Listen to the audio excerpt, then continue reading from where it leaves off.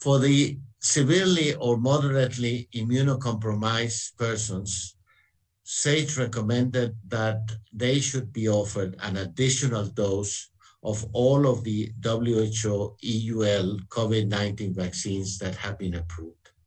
And when I mean all of them, I mean the mRNA ones, the adeno-based ones, and the inactivated ones. We feel, as will be published, that there are a number of people who have a compromise in their immune system, and therefore they need a third dose as an additional priming process so that they're fully protected. In the case of the two inactivated vaccines produced by Sinovac and Sinopharm, all the evidence we have reviewed indicates that there is a need for an additional third dose of the homologous or the same vaccine. This should be started to be offered to people age 60 and above, since they are the ones that have shown the biggest problem in response. And this has to be an extended primary series.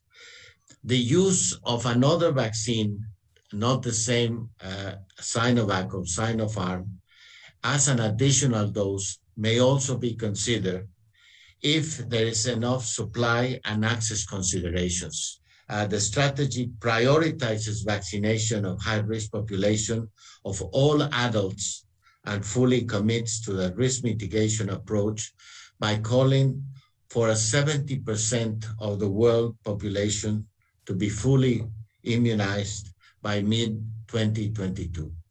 This is a much larger proportion than we thought before, but given the way the pandemic is going and given the availability of new vaccines for younger age groups, we feel that this is an attainable goal. That's a distinct thing from giving additional doses, booster doses, to people who have had an adequate primary response to vaccination, and the argument that that primary response might decline over time and therefore needs to be boosted to get up to back where it was or even beyond where it was.